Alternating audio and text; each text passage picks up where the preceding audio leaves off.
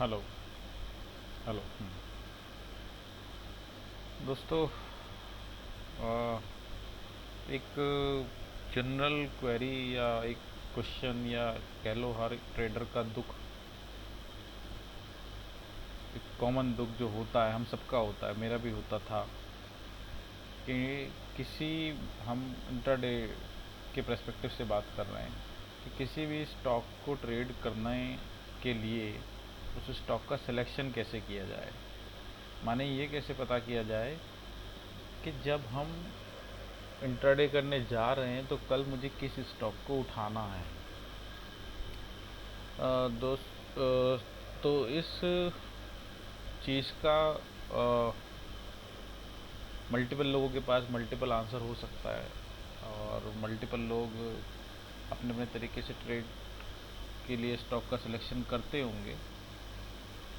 But मैंने अपनी 2 साल की जर्नी में, लर्निंग जर्नी में, ट्रेडिंग प्लस लर्निंग जर्नी में जो मेथड सीखे हैं, तो मुझे लगता है कि सभी लोगों का जनरली यही प्रॉब्लम रहता है। शायद बहुत सारे लोग ट्रेड को एग्जीक्यूशन करना जानते हैं, बट स्टॉक सिलेक्शन सभी के लिए, मोस्ट ऑफ द ट्रेडर्स के लिए एक प्रॉब्लम फिर भी बना रह जाता है। वो 5 मिनट पे इंटरडे में खोल करके एंट्री एग्ज़िट ये सब कर लेते, लेकिन फिर भी कॉन्फिडेंस शायद नहीं होता कि वो स्टॉक जो हम ट्रेड कर रहे हैं सही है कि नहीं है। तो उसी के पर्पज़ से मैंने जितना सीखा है, मेरे लिए तो काम करता है, वो सब काम करता है और मैंने काम करते हुए देखा है। तो उसी हिसाब से मैंने 9 मेथड स्टॉक सिलेक्शन के यहाँ पे लिखे हैं, जो मैं एक वीडियो बनाने जा रहा हूँ।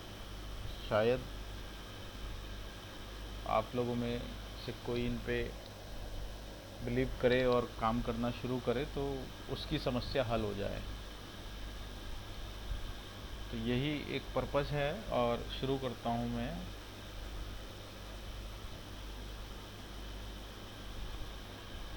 Falling rose, decreasing lows, inside candle, single candle formation, 1 hour की range, rex line, higher high with volume breakout, lower low with volume breakout, एक फटाफट स्क्रीनर हुआ और एक डिलीवरी ब्रेकआउट हुआ। ये वीकली भी हो सकता है, आपका डेली भी हो सकता है। ये नीचे का जो 9th मेथड है, ये बहुत लंबा मेथड है। इसके लिए मैं एक रेफरेंस वीडियो का लिंक दे दूँगा, वहाँ से आप देख के सीख सकते हो। और शुरू में दिक्कत होगी, लेकिन फिर ये डेली एक बार आपकी एक्सेल शीट तैयार हो जाएगी तो फिर ये डेली आप कर सकते हो। और उससे भी यदि हेल्प ना मिले तो मैं गाइड आगे कर दूँगा। ये भी एक रेडीमेड स्क्रीनर है, जो लोग ऊपर के साथ स्क्रीनर या फॉर्मेशन के हिसाब से स्टॉक सिलेक्शन करना नहीं चाहते हैं या कर नहीं पाते हैं, तो ये भी एक फटाफट स्क्रीनर है जिसमें किसी का बनाया हुआ है, मेरा नहीं है। जिसमें वो स्टॉक्स निकल करके आते हैं सुबह के मॉर्निंग सेशन में, जो एक अच्छे वॉल्यूम के साथ मार्केट में एंट्री करते हैं फर्स्ट सेशन में ही, खुलते ही 15 मिनट में। तो माना जाता है कि अगर वो वॉल्यूम उनमें अच्छा आ रहा है तो शायद उनमें एक मूवमेंट भी अच्छा मिल सकता है। तो वो भी फटाफट स्क्रीनर से काम देख के कर सकते हैं। पर्सनली मैं फटाफट स्क्रीनर पे मैंने कभी काम किया नहीं है मेरे, लेकिन जानने वाले हैं, मेरे दोस्त लोग करते हैं। मुझे कभी इसकी ज़रूरत पड़ी नहीं, या मेरा अपने ऊपर के सिलेक्शन मेथड पे इतना मुझे स्टॉक मिल जाता है कि मैं अपना उसी में से ट्रेड ढूंढ लेता हूँ। 9th वाला जो है, ये एक थोड़ा सा लेंदी प्रोसेस है। शुरुआत में इसकी ज़रूरत पड़ती है, बट एक बार आंखें ट्रेंड हो जाती है तो फिर हमें कुछ और इतना ये सब करने की ज़रूरत नहीं है। आप, हाँ, और एक बात, किसी भी स्क्रीनर से या किसी भी मेथड से आपके स्टॉक निकल के आए, 50 मेथड हो सकते हैं, पर अल्टीमेटली उस स्टॉक का सही जगह पर होना बहुत ज़रूरी है, तभी किसी भी स्टॉक में मूवमेंट आएगा।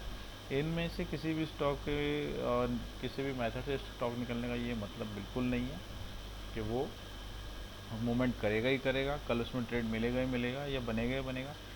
वो कंफर्म करेगा आपको 5 मिनट पे एंट्री मैटर आपका। बट हाँ, यहाँ से स्टॉक निकाल के आपको एक बार उसको एनालाइज करना पड़ेगा। अगर वो सही जगह पर नहीं है तो आपको उसको छोड़ देना पड़ेगा। मैं भी ऐसे ही करता हूँ। तो शुरू करता हूँ पहले वाले से, फॉलिंग लोज से। फॉलिंग लोज क्या होता है, इसको चार्ट पे ही चलते हैं। मैं वीडियो बहुत लंबी हो जाएगी लेकिन मैं इसे छोटी से छोटी बनाने की कोशिश करूँगा। फॉलिंग लोज क्या होते हैं, जब भी ये वॉल्यूम के पर्सपेक्टिव में बात हो रही है, ये वॉल्यूम के पर्सपेक्टिव में बात हो रही है, ये भी और ये भी। ये बहुत ही कॉमन मेथड है ट्रेडिंग का या स्टॉक सिलेक्शन का, जो बहुत लोग ट्रेड करते हैं। मतलब बहुत लोग ट्रेड करते हैं। और इसमें जनरल प्रिजम्पशन ये माना जाता है कि अगर 2 दिन वॉल्यूम डिक्रीज करते हुए हैं तो तीसरे दिन हमें एक रिवर्सल कैंडल देखने को मिल सकती है। मतलब जैसे यहाँ पर सेम कलर की 2 डिक्रीजिंग वॉल्यूम की कैंडल बनी है, ये 20 जून और 23 जून। तो 24 जून को एक ग्रीन कैंडल एक्सपेक्ट कर सकते हैं। उसी तरह से यहाँ पे 13 जून और 16 जून, अगर 2 दिन ग्रीन कैंडल लो वॉल्यूम के साथ बनी है तो हम अगले दिन रेड कैंडल एक्सपेक्ट कर सकते हैं। क्या कर सकते हैं, एक्सपेक्ट कर सकते हैं। बनेगी कि नहीं बनेगी वो मार्केट बताएगा, प्लस स्टॉक की पोजीशनिंग बताएगी। पर ये एक मेथड होता है। आप चार्टिंग के स्क्रीनर पर जाकर के एक स्क्रीनर बना सकते हो कि आपको एक ऐसा स्टॉक मिल जाए जिसके वॉल्यूम डिक्रीज़ हुए हों। निफ्टी 50 में काम कीजिए, स्टार्टिंग में यही सबसे बेस्ट होता है। तो जितने भी स्टॉक हमारे आज क्लोज हुए होंगे जिनमें वॉल्यूम डिक्रीज करके सेम कलर में बना होगा, वो आपके स्क्रीनर में आ जाएंगे। उसमें अगला पॉइंट ये होता है, जैसे और भी दिखा देता हूँ मैं इसमें आपको। जैसे यहाँ पे देखिए आप, 16 और 19 मई 2 दिन वॉल्यूम गिरा, अगले दिन रेड कैंडल का फॉर्मेशन। और कोई स्टॉक ले लेते हैं, ये यहाँ पे 24 और 25 जून 2 दिन वॉल्यूम गिरा, तो 26 को एक ग्रीन कैंडल फॉर्म हो गई। अब हमें इस दिन ट्रेड करना है नहीं करना, ये एक अलग क्वेश्चन हो जाएगा। बट वॉल्यूम के फॉर्मेशन से आप अपने स्टॉक सेलेक्ट कर सकते हो कि हमारे पास 10 स्टॉक निकल के आए हैं जिनमें से डिक्रीजिंग वॉल्यूम बने हैं, अगले दिन हम उसमें ग्रीन ट्रेड देखेंगे। एंट्री कहाँ से लेनी है, कैसे लेनी है, वो आप बेहतर जानते हो। ये सिर्फ स्टॉक सिलेक्शन की वीडियो है। एंट्री के लिए भी कभी वीडियो बनेगी, मैं टाइम मिलेगा तो बनाऊँगा, डालूँगा। पर ये स्टॉक सिलेक्शन है। तो ये एक मेथड होता है।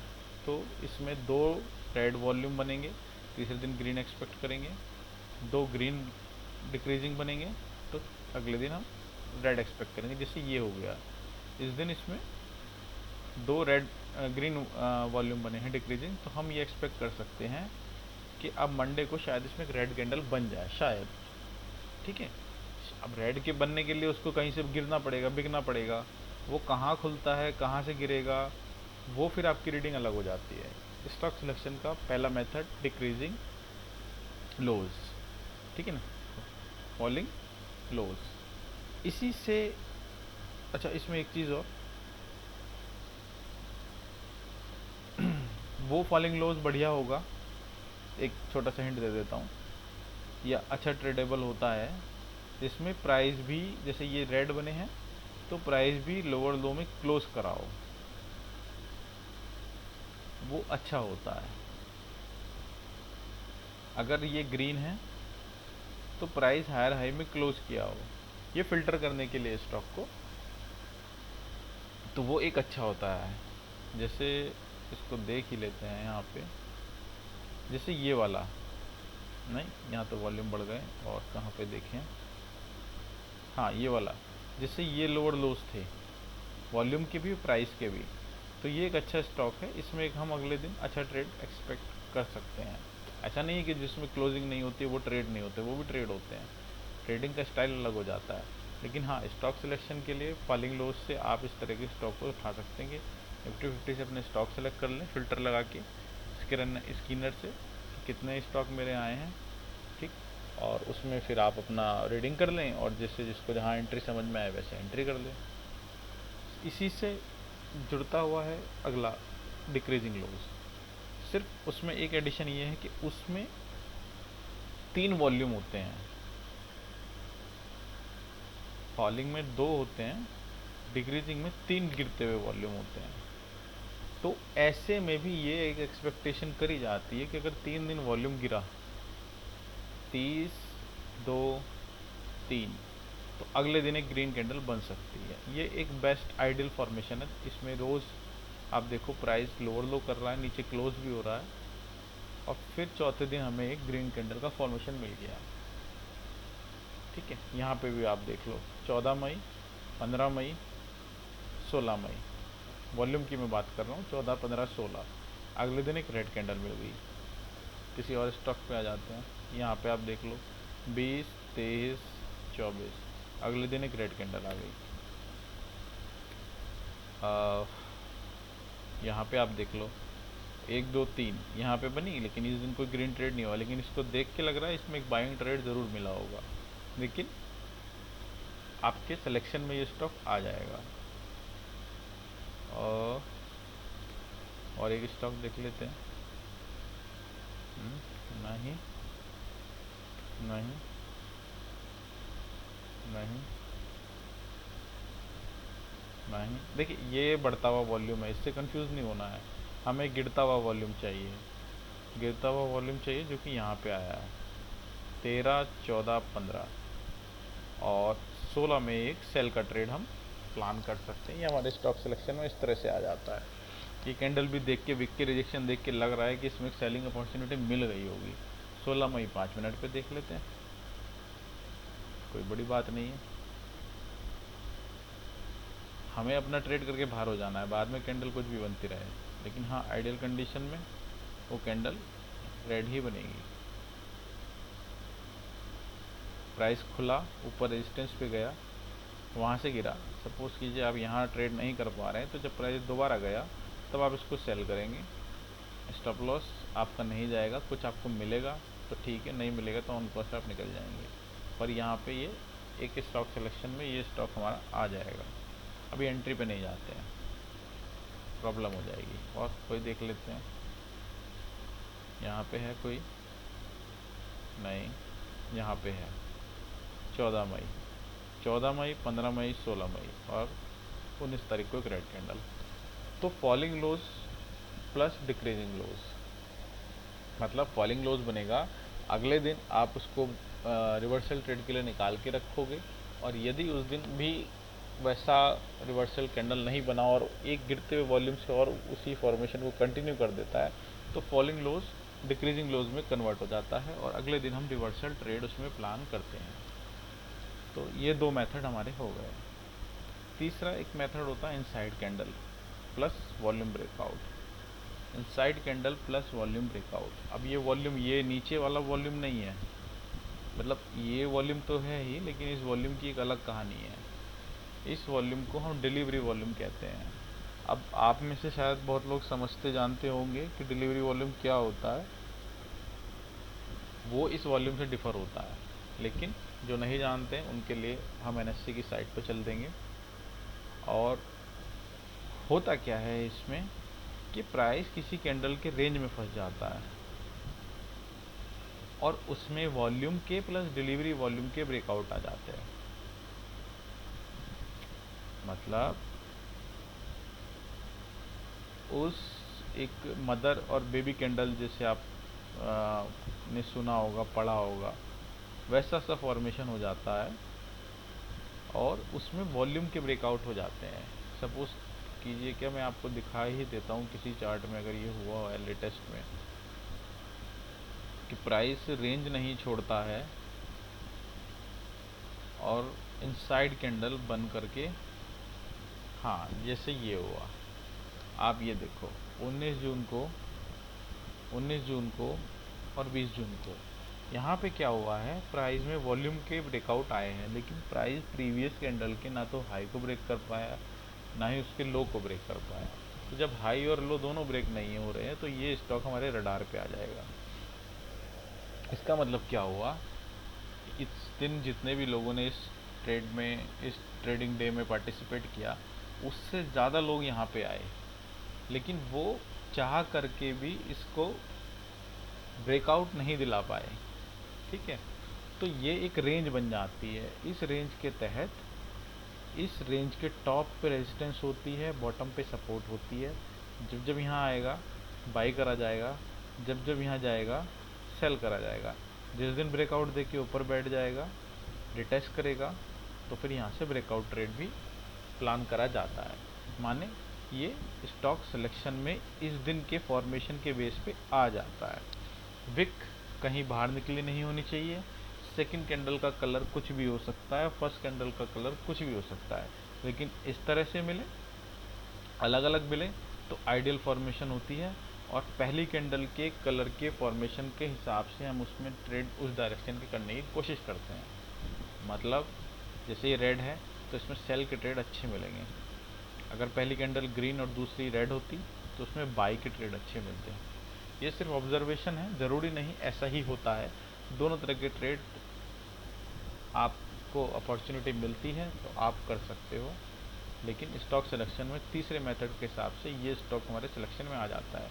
अब इसमें एक एडिशनल कंडीशन क्या है, ये वॉल्यूम का ब्रेकआउट हमें यहाँ से दिख गया है, हमें ये कंफर्म करना होता है क्या इसमें डिलीवरी के भी ब्रेकआउट आए हैं। यदि डिलीवरी के ब्रेकआउट भी आए हैं तभी ये स्टॉक हमारे सिलेक्शन में फिट बैठेगा। अब डिलीवरी के ब्रेकआउट क्या होते हैं, उसके लिए हमें कुछ नहीं करना है, हमें जाना है एनएससी डिलीवरी डेटा, और हम एनएससी के डिलीवरी डेटा पे जाएंगे और यहाँ से हम इस पहले लिंक पे क्लिक कर देंगे और हमारे पास ये कुछ खुल के आ जाएगा। और सपोज़ कीजिए सिप्ला था 20 और 19 और 20 तारीख का, तो यहाँ पे हमें इक्विटी कर लेना होता है, यहाँ पे हमें सिप्ला डालना होगा और यहाँ पे हमें नीचे वाला लेना होगा। ठीक है, तो जब हम ये कर लेंगे 20 का मतलब तो पीछे आएगा, यहाँ से हम इस डाटा को डेट के पीरियड को चेंज कर लेते हैं। अब हम चलते हैं 19 और 20 मई को। एक छोटा सा ओवरव्यू दे देता हूँ ये क्या होता है। ये सिंबल है, ये उसका ट्रेड आइकन है, ये डेट होती है, ये प्रीवियस डे कहाँ क्लोज हुआ है, ये आज कहाँ ओपन हुआ है, हाई क्या लगा है, लो क्या लगा है, लास्ट प्राइस क्या है, क्लोज प्राइस क्या है। ये वीवैप हमारे किसी काम का नहीं। ये टोटल क्वांटिटी ट्रेडेड, ये वो वॉल्यूम होता है जो आपको वॉल्यूम के चार्ट पे दिखाई देता है। ठीक है, ये रुपया होता है कि कितने रुपये का कारोबार हुआ है। ये नंबर ऑफ ट्रेड्स होते हैं, ये भी हमारे किसी काम का नहीं है। ये डिलीवरी क्वांटिटी होती है और ये परसेंटेज होती है डिलीवरी क्वांटिटी की। मतलब डिलीवरी क्वांटिटी और वॉल्यूम में क्या रिलेशन होता है या डिफरेंस होता है। इस दिन 26,80,000 एवरेज राउंड ऑफ कर दिया मैंने, 26,80,000 का वॉल्यूम यहाँ आया, मतलब इतने वॉल्यूम में ये स्टॉक को ट्रेड किया गया, जिसमें से 14 लाख लोगों ने डिलीवरी उठाई है। मतलब 26 लाख में से 14 लाख लोगों ने डिलीवरी उठाई है, तो 26 में से 14 गए तो बचे कितने, 12 लाख लोग वो थे जो इंट्राडे में ट्रेड करके चले गए। क्या समझे, 12 लाख लोग वो थे जो इंट्राडे में ट्रेड करके चले गए। उल्टा समझे तो 14 लाख लोगों ने पोजीशन बनाई है, बाई भी हो सकती है, सेल भी हो सकती है, और 12 लाख लोग वो थे जो इंट्राडे करके चले गए, सेम डे खरीदा सेम डे बेचा, भीड़ बढ़ाई और चले गए। तो ये वॉल्यूम के ब्रेकआउट हमें चार्ट पे दिख गए, लेकिन डिलीवरी के ब्रेकआउट के लिए हमें यहाँ पे आना पड़ेगा। तो आप देखो 20 जून को यहाँ पे कितना वॉल्यूम दिख रहा है, ये यहाँ पे देखना आप, ये यहाँ पे वॉल्यूम आ रहा है इसमें 20 जून को 1.92 मिलियन। ठीक है ना, 10 लाख का वॉल्यूम यहाँ पे दिख रहा है। आप देखो क्या वो वॉल्यूम यहाँ पे है 1.92 मिलियन, यानी 1.9 मतलब ये 19 लाख का वॉल्यूम हो गया, सॉरी, तो 19 लाख का वॉल्यूम यहाँ पे आ गया। ठीक है, तो यही वो वॉल्यूम होता है जो वहाँ दिखता है। तो कल कितना था, 19 तारीख में 11 लाख, 20 में कितना आया 19 लाख। तो वॉल्यूम के ब्रेकआउट हो गए, पर क्या डिलीवरी में ब्रेकआउट हुए हैं। कल की डिलीवरी थी 6,80,000, आज की कितनी हो गई 14 लाख, 13,27,000, मतलब डिलीवरी में भी ब्रेकआउट आया। मतलब ये एक फिट स्टॉक है, आप इसको उठा के रख सकते हो और पूरे वीक इसको ट्रेड कर सकते हो। जब आपको ये ऊपर मिले सेल करना, नीचे मिले बाई करना अपने कंफर्मेशन के साथ। ऐसा नहीं ये इस दिन भी मिला होगा, आप ये नहीं कहना कि ये तो यहाँ मिला मैं बेच दिया और मेरा स्टॉप लॉस हो गया। आपको एंट्री हमेशा कंफर्मेशन के बाद ही लेनी होती है, ठीक है। प्लस ब्रेकआउट करते समय आप ट्रेड ना करें, ब्रेकआउट हो जाने के बाद आप अगले दिन इसमें बाइंग का ट्रेड प्लान करें, तो वो आपका ज़्यादा सेफ ट्रेड रहेगा। तो ये होता है इनसाइड कैंडल वॉल्यूम ब्रेकआउट, ठीक है। ये प्राइस फर्स्ट कैंडल के अंदर 1 दिन 2 दिन 3 दिन भी रुका हुआ हो सकता है, वॉल्यूम के लगातार ब्रेकआउट आते रहते हैं, तो आप इसको फिर ट्रेड कर सकते हो, ठीक है। मतलब अपनी वॉच लिस्ट में ऐड कर सकते हो। ज़रूरी नहीं हर मेथड पे आप एक एक दो दो स्टॉक निकालो, कोई भी एक मेथड पकड़ लो, आप उस पर प्रैक्टिस करो। वरना मेथड तो मल्टीपल है, लेकिन आपको किसी भी एक स्टॉक सिलेक्शन मेथड पे विश्वास करना पड़ेगा।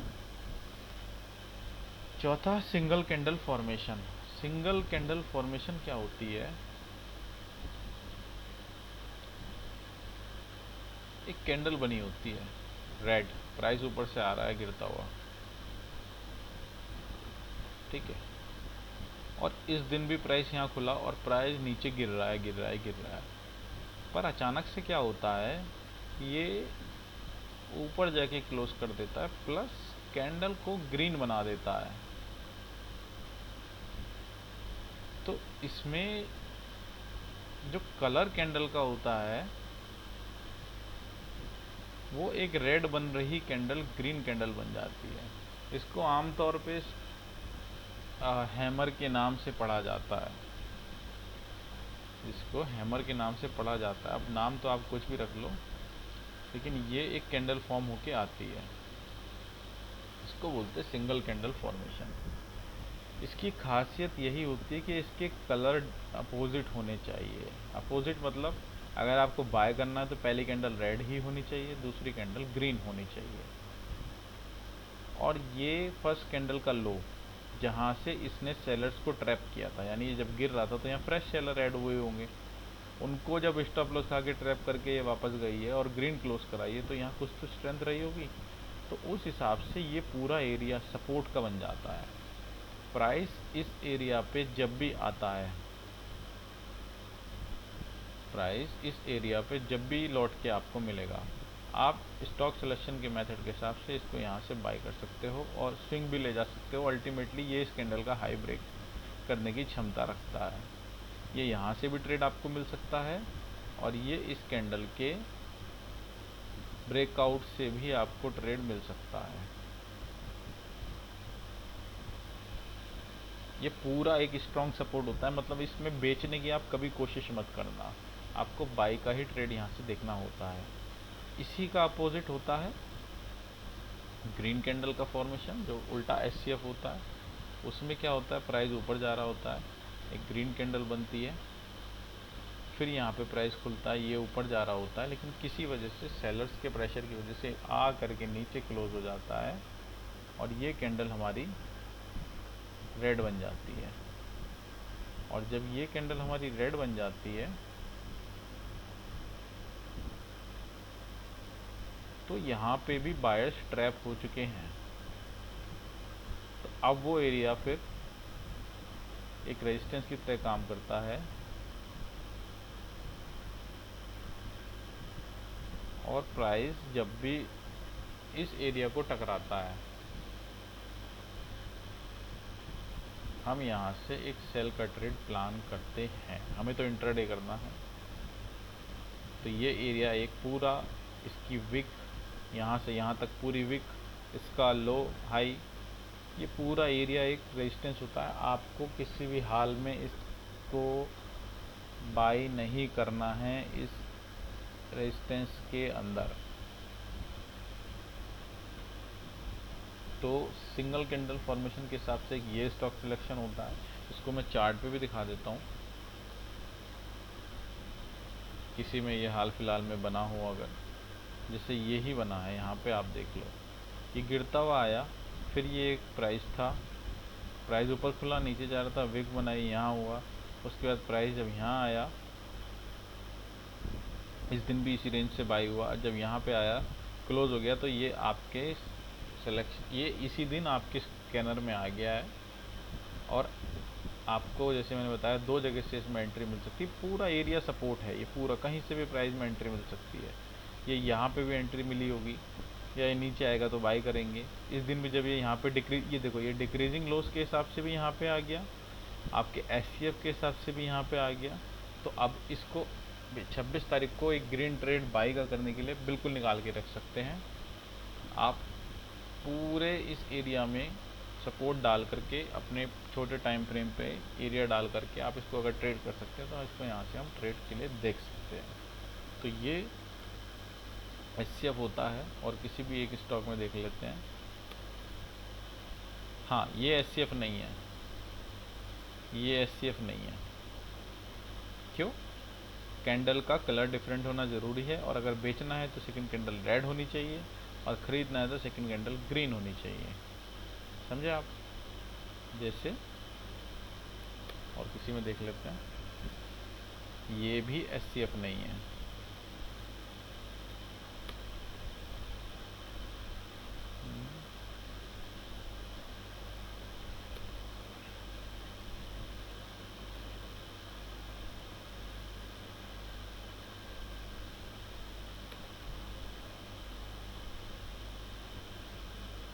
जैसे ये एक फॉर्मेशन है, तो इसको मैंने इसलिए उठाया, पहले तो ये SCF नहीं है, लेकिन सपोज़ कीजिए ये अंदर खुला होता है इस रेड कैंडल की, तो बॉडी बहुत बड़ी नहीं होनी चाहिए। ये फॉर्मेशन वैलिड तभी है जब इसमें विक, एक अच्छी विक बनी होती है, अच्छी विक बनी होती है, कैंडल में फाइट हुई होती है, तब वो एरिया आपके लिए। ये SCF नहीं बन पाया, ये SCF है, ये रिवर्स वाला नहीं, नहीं नहीं, ये भी नहीं है, ये इसमें कैंडल कलर हो गया, ये SCF है, ये रिवर्सल हो गया। अब आप देखो, जब भी प्राइस यहाँ पहुँचेगा हम सेल करेंगे। इस एरिया में आपको कभी नहीं मिला, लेकिन इस दिन जब ये यहाँ पहुँचा तो यहाँ से क्या भयंकर सेल हो रहा है। लाइंस वैलिड रहती है, वहाँ से नहीं पहुँच रहा तो इसके नीचे से ट्रेड करो, इस दिन नहीं मिला तो इस दिन मिला। मार्केट वेट करने का पैसा देता है, मार्केट में जल्दबाजी का कोई पैसा नहीं है। एक कॉल ले लेते हैं, कोई जल्दबाजी नहीं है, किसी में बना हो तो। जैसे कि ये SCF नहीं है। क्यों? क्योंकि बाई करना है तो सेकंड कैंडल ग्रीन होनी चाहिए, ठीक है। बाई करना है, सेकंड हेल्दी कैंडल्स बनी हो तो आपके स्टॉक ज़्यादा अच्छा काम करते हुए दिखेंगे। जैसे ये SCF है, वॉल्यूम का भी ब्रेकआउट है इसमें, तो इसमें बाइंग इस लाइन के ऊपर ही होगी। आप इसके अंदर कहीं पे इसमें बाइंग करने के जाएंगे तो फंस जाएंगे, ये बाइंग नहीं होती है। ये भी SCF नहीं है, क्योंकि सेकंड कैंडल ग्रीन है, हमें रेड चाहिए, ऊपर से रिजेक्शन मिल रहा है तो रेड चाहिए। हम फर्स्ट कैंडल की फिर बची हुई रेंज को ट्रेड करने की कोशिश करते हैं। तो जैसे ये वाला ट्रेड आया, ये थोड़ा डिस्प्यूटेड मैटर है, लेकिन इसको मान सकते हैं कि ये कैंडल रेड बनी है, ठीक है। तो अब यहाँ से सेल करेंगे इसके लो से, तो इस कैंडल का लो टारगेट होगा, ठीक है। तो ये SCF के हिसाब से भी एक स्टॉक सिलेक्शन होता है। दूसरा होता है रेंज आवर। अगर आप इस ड्रामे में नहीं फंसना चाहते कि मेरा स्टॉक क्या SCF, क्या ये वॉल्यूम अलाना फलाना, आप सिंपली स्टॉक को आवरली रेंज पर डाल दीजिए। ये रेंज बाउंड मार्केट में काम करने के लिए होता है, और उसको छोटा कर दीजिए ऐसे। और छोटा करने के बाद अगर आपको दिखे कि कोई एक एरिया है जहाँ से स्टॉक बार बार रिजेक्ट हो रहा है, ये सपोर्ट ले रहा है, तो उस एरिया को आप मार्क कर लीजिए, और इस रेंज में हम ट्रेड करने की कोशिश करेंगे। मतलब जब प्राइस नीचे आएगा तो मैं यहाँ से बाई करने की कोशिश करूँगा, जब प्राइस ऊपर जाएगा तो मैं वहाँ से सेल करने की कोशिश करूँगा। ये सिंपली रेंज बाउंड मार्केट में काम करने के लिए होता है। जैसे इसमें कोई रेंज नहीं दिख रही तो ये हमारे किसी काम का नहीं। इसमें भी नहीं दिख रही, ये भी किसी काम का नहीं, ये भी इसमें बस कुछ नहीं, आपके वॉच लिस्ट में स्टॉक होते हैं, आप बैठ के बस एंटर एंटर एंटर दबाते रहो और आपको अगर इस तरह से कुछ रेंज मिल जाए तो आप उसे डाल लो और आप अपने स्टॉक्स पे बैठ जाओ कि नीचे आएगा तो बाई करेंगे और ऊपर जाएगा तो सेल करेंगे। ये रेंज बाउंड मार्केट में आपको बहुत अच्छा एक ट्रेड करने का सेटअप होता है। मैंने इस पे भी बहुत काम किया और मैं आज भी इसी पे काम करता हूँ। आवरली रेंज में नहीं, पर मैं वीकली पे रेंज निकाल करके फिर उस पर काम करता हूँ। जैसे ये हुआ, इसमें ये एरिया ऑफ रेजिस्टेंस हमें दिख रहा है, यहाँ होगा। अब ये रेजिस्टेंस बिकम सपोर्ट वाला एरिया हो गया है तो हम सेल करेंगे, और यहाँ होगा तो हम बाई करेंगे। तो इस पीरियड में हम काम कर रहे हैं। मान लो इस समय पे हमें ये मिल जाता है तो यहाँ से बाई कर सकते हैं ना। अशोक लीलैंड, तो ये रेंज के सिलेक्शन में एक मेथड है कि आप अपनी रेंज डाल लो और ये इस तरह से आपको अच्छी रेंज मिल जाएगी तो आप उसको ट्रेड के लिए निकाल के रख सकते हो कि मेरा स्टॉक जब भी यहाँ पहुँचेगा तो मैं बेचने के लिए देखूँगा, जब भी यहाँ पहुँचेगा खरीदने के लिए देखूँगा। तो ये एक सिलेक्शन मेथड रेंज का हो गया। उसके बाद एक फॉर्मेशन आता है दोस्तों, Rex line. Rex line SCF से ही प्रेरित है, या कह लीजिए एससीएफ रेक्स लाइन से प्रेरित है। इसमें क्या होता है, ये भी मेरा कॉन्सेप्ट, हालांकि मेरा तो कोई भी कॉन्सेप्ट नहीं है, पर मैंने ये सीखा है, मतलब सभी कुछ मैंने सीखा है। कॉन्सेप्ट तो ये पता नहीं किस किस के कहाँ से आए हुए हैं, और जिनका मैं रेफरेंस भी दूंगा उन्होंने भी कहीं से सीखा होगा, बट ये कुछ फॉर्मेशन है। इसमें क्या होता है, दो कैंडल सेम कलर की चाहिए होती है। हमारी एससीएफ में क्या कंडीशन थी कि सेकंड कैंडल का कलर मुझे बाय करना है तो सेकंड कैंडल का कलर ग्रीन होना चाहिए, लेकिन इसमें ऐसा कंडीशन नहीं है। इसमें दो कैंडल का कलर रेड गिर रहा है तो सेम चाहिए, और थर्ड कैंडल जो आती है हमारी वो ग्रीन होती है। इसको बहुत आराम से समझना, और इसके लिए मैं एक रेफरेंस वीडियो का लिंक भी दे दूँगा। मैंने जहाँ से इसको सुना था, समझा था, आप वहाँ से देख के समझ सकते हैं। तो डाउट क्लियर हो जाएंगे आपके। तो ये रेक्स लाइन फॉर्मेशन होती है, ठीक है। तो इसमें क्या होता है कि इस फॉर्मेशन का हाई और इस फॉर्मेशन का लो एक एरिया होता है। इसके ब्रेकआउट यानी इसके जिस भी डायरेक्शन में स्टॉक क्लोज करता है वहाँ से उसको ट्रेड करने के लिए देखा जाता है, प्लस ये 5 मिनट पे भी एंट्री के काम आता है। तो इसमें क्या है, ये ग्रीन कैंडल बताती है कि रेक्स लाइन कितना अच्छा फॉर्मेशन है। अगर ये कैंडल छोटी बनी है, छोटी से मतलब ये है कि ये वाली जो पहली वाली रेड कैंडल है इसकी बॉडी के 50% से नीचे है, तो ये एक कमज़ोर रेक्स लाइन है। तो इसको इस लेवल के ऊपर बाई करने से पहले हमको और मल्टीपल कंफर्मेशन लेने पड़ सकते हैं। अगर ये 50% से ऊपर बनी है ग्रेड वाली के तो ये एक स्टैंडर्ड रेक्स लाइन है, और स्टैंडर्ड के लिए ये एक अच्छा बाइंग के लिए रिवर्सल पैटर्न है। मतलब हम यहाँ से गिरते हुआ स्टॉक है तो यहाँ से बाई देख सकते हैं। और अगर ये फॉर्मेशन ऐसे है, मतलब ये एक बहुत ही सुपर और सॉलिड रेक्स लाइन है, ये स्टॉक की वेटेज बुलिशनेस की तरफ ज़्यादा हो गई है। अब ये बाई के लिए कंटिन्यूएशन स्विंग ट्रेड के लिए भी देखा जा सकता है। 5 मिनट में भी ये एंट्री कंफर्म करता है कि बाई ही करना है यहाँ से। और इस रेक्स लाइन के फॉर्मेशन के हिसाब से 3 पैटर्न, पहली कैंडल पूरी कवर कर ली, एक कंडीशन में 50% से ज़्यादा और एक में 50 से कम, तो ये वीक, स्टैंडर्ड और स्ट्रॉन्ग रेक्स लाइन का फॉर्मेशन है।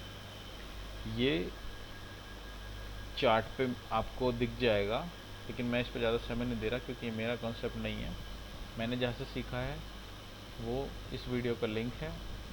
आप ये एसएस वॉल्यूम ट्रेडर करके टीचर हैं, इन्होंने पढ़ाया है। आप यूट्यूब पे सिंपली आप डालेंगे रेक्स लाइन फॉर्मेशन, तो पहले ही आपको इनकी वीडियो मिल जाएगी। आप इस वीडियो पर क्लिक करके रेक्स लाइन के बारे में डिटेल में पढ़ सकते हैं। ठीक, तो हमारे कितने फंडे हो गए? 6 हो गए। अब 7वें, ऐसी मैं 8वां भी बता देता हूँ, फटाफट स्क्रीनर। ये उन लोगों के लिए होता है जिनके पास टाइम नहीं है एक दिन पहले स्टॉक निकालने का, जो चाहते हैं मैं सुबह 9 बजे ही मार्केट में बैठूँ, मुझे एक स्टॉक मिल जाए। तो फटाफट स्क्रीनर भी ये किसी महान आदमी का बनाया हुआ है। और ये कुछ ऐसी एक्सेल सीट आएगी, कहाँ, ऐसी, और इसमें कुछ डाटा पेस्ट करना होता है और वो आपको ये बताएगा। ये मैं यूज़ नहीं करता, लेकिन आप यूज़ कर सकते हो। और ये डाटा से आपको वो स्टॉक निकल के आएंगे जिनमें सुबह एक अच्छा वॉल्यूम है, तो आप इंटरडे ट्रेड के लिए उस स्टॉक को उठा के ट्रेड करने के लिए देख सकते हो। तो फटाफट स्क्रीनर की भी यूट्यूब पे एक वीडियो मिल जाएगी आपको, फटाफट स्टॉक स्क्रीनर फॉर इंट्राडे। ये वेल्थ ऑफ स्टॉक्स का एक चैनल है, और वीडियो तो पुरानी है पर ये काम आज भी करता है। इसको भी आप यूट्यूब से ऐसे ही निकाल सकते हैं। फटाफट स्क्रीनर, इसमें एक्सेल डाल दीजिएगा,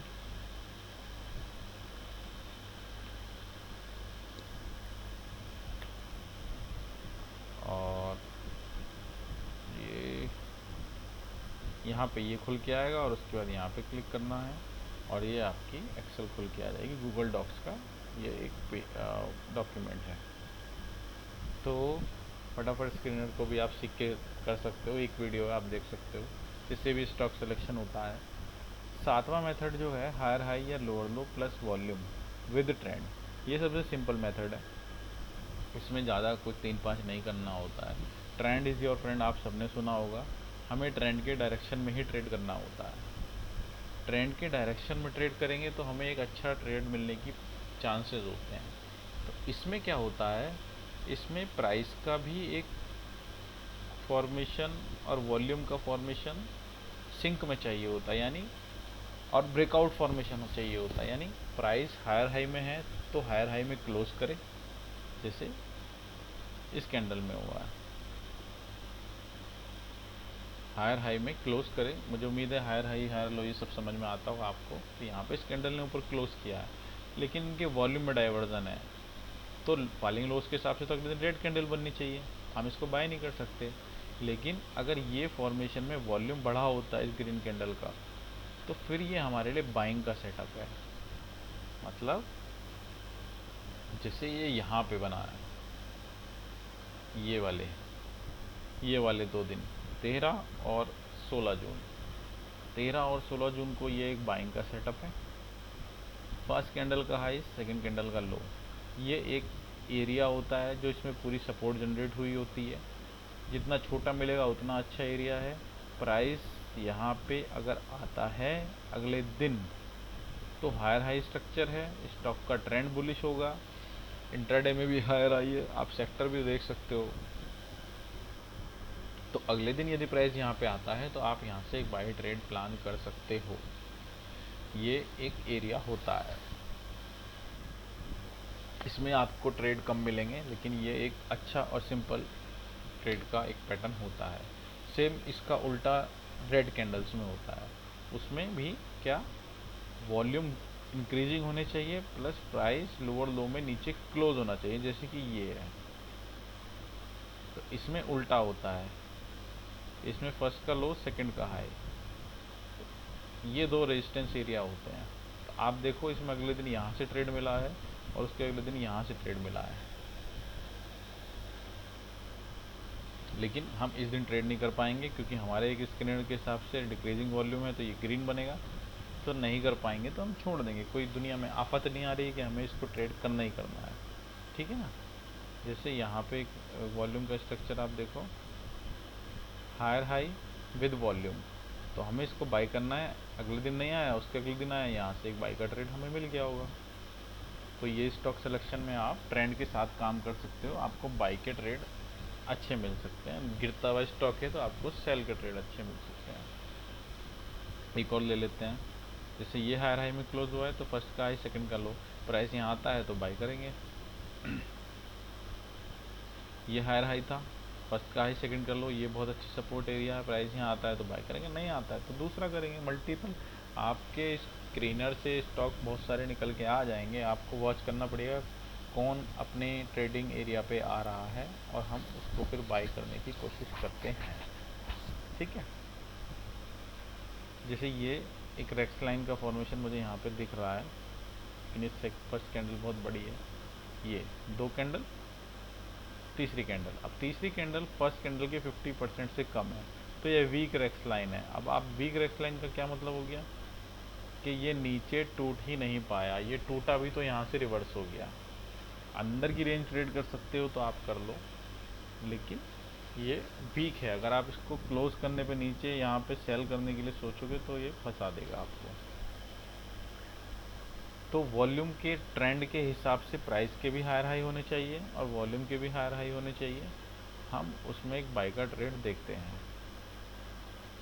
लाइन डाल लेने का ये कतई मतलब नहीं होता कि बिल्कुल उसी लाइन को टच करके जाएगा, प्राइस ऊपर नीचे होता है, आपको थोड़ा सा एडजस्ट करना पड़ता है। एक कैंडल में 8 से 9 इम्पॉर्टेंट एरिया होते हैं ट्रेड करने के लिए अगले दिन। तो मैंने यहाँ लाइन डाल दी है, ये यहाँ से क्यों बाई हो गया। अब अगर मैं इसको खोल के इसका एनालिसिस करूँगा तो वो 8 9 10 एरिया जो आपको निकाल के दूंगा आप समझ जाओगे उसमें से किसी एक एरिया से बाई हो गया है। मौका लगेगा तो कैंडल के ऑपरेशन के ऊपर भी एक वीडियो बनाने की कोशिश करूँगा। अब ये एक हायर हाई के फॉर्मेशन है, कैंडल क्लोज भी करी है, हमें इस एरिया से बाई करना है। अगले दिन नहीं आया, इस दिन ब्रेक करके नीचे जा रहा है तो चला जाए, हमें तो बाई करना है। लेकिन जब इसके अंदर आया होगा तो शायद अपॉर्चुनिटी बनी होगी, हम यहाँ से बाई कर सकते हैं। 26 जून को देख लिया। सेल नहीं करना है, आपको फर्म होना पड़ेगा कि मुझे क्या करना है क्या नहीं करना है, क्योंकि वो फंसा देगा आपको। 26 जून को ये एरिया ब्रेक हो रहा है, हो जाए, मुझे सेल नहीं करना है, मेरे स्क्रीनर के हिसाब से एक सपोर्ट है, मैं बाई करूँगा। जब ये अंदर गया, यहाँ कंसोलिडेट किया, तब ये जब इस रेंज को ब्रेक करके ऊपर गया तो बाई कर सकते हो। मिलता है तो ठीक है, कर पाते हो तो ठीक है, नहीं तो बैठे रहो। पैसा गंवाने से पैसा बचाना अच्छा ना। तो ये हो गया। तो मैंने आपके साथ 8 मेथड शेयर कर दिए। नवा मेथड जो है थोड़ा सा प्रोफेशनल है और थोड़ा सा टाइम कंज्यूमिंग है, लेकिन एक बार आप सीख गए तो आपके पास अच्छे स्टॉक निकल के आ जाएंगे। डिलीवरी ब्रेकआउट जो मैंने आपको ये इसमें इनसाइड कैंडल में बता दी वो इसी से रिलेटेड है। इसमें क्या है, हम स्टॉक्स को सेक्टर्स के साथ जोड़ करके ये फाइंड आउट करने की कोशिश करते हैं कि ऐसे कौन से सेक्टर हैं जिनमें सेक्टर में भी डिलीवरी के ब्रेकआउट हो गए हैं, स्टॉक में भी डिलीवरी के ब्रेकआउट हो गए हैं। यानी एक मेटल सेक्टर है, मान लो यही सेक्टर है, ऑटो सेक्टर है, तो इस ऑटो में पिछले वीकली की बात करें तो पिछले वीक की जो हाईएस्ट डिलीवरी होगी उससे ज़्यादा डिलीवरी लास्ट वीक में आनी चाहिए। यानी वीक 1, वीक 2 और वीक 3 में हमें काम करना है। तो वीक 1 में जो हाईएस्ट डिलीवरी होगी उसका ब्रेकआउट वीक 2 में होने चाहिए, तो सेक्टर में ब्रेकआउट आ गए हैं। अब हम उस सेक्टर के वो सारे स्टॉक देखेंगे जिनमें ये हुआ है कि ऐसे कौन से स्टॉक है जिनके वीक 1 की जो हाईएस्ट डिलीवरी है उसके ब्रेकआउट वीक 2 में आ चुके हैं। ऐसे स्टॉक भी हमारे रडार पे आ जाते हैं। तो वीक 1 के बाद जब वीक 2 में वो स्टॉक निकल के आ जाते हैं तो वीक 3 में पूरे वीक हम उन स्टॉक्स में ट्रेड करने के लिए उनको अपने वॉच लिस्ट में रख लेते हैं। ये भी एक टीचर से ही सीखा हुआ कॉन्सेप्ट है, बहुत पुराना कॉन्सेप्ट है। और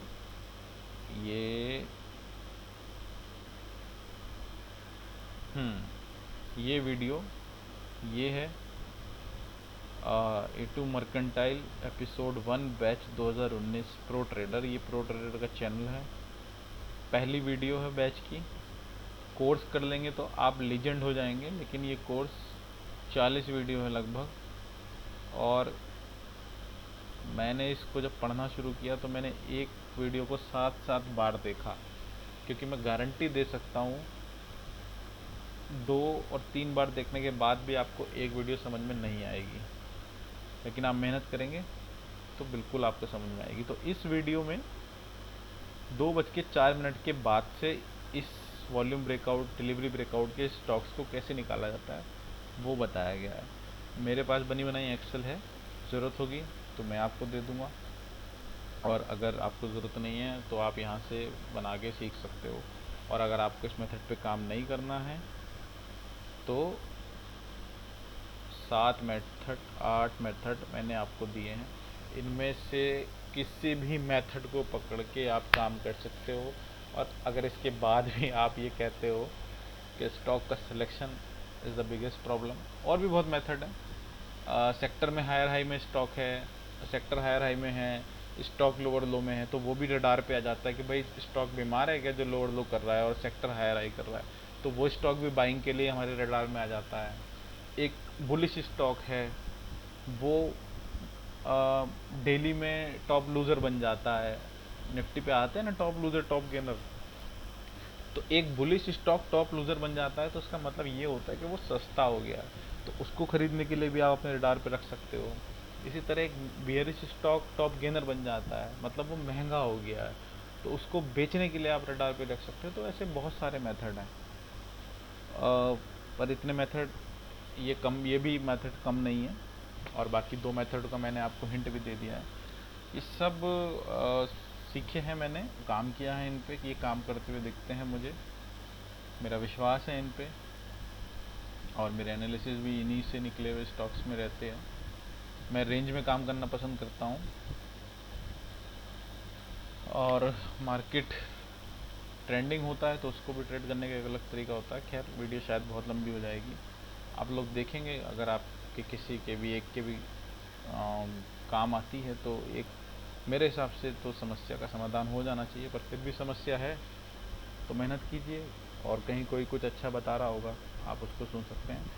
और ये रेक्स लाइन, फटाफट स्क्रीनर, डिलीवरी ब्रेकआउट, इन तीनों का लिंक मैं डिस्क्रिप्शन में डाल दूंगा, तो आपको ढूंढने में भी दिक्कत नहीं होगी। Thank you.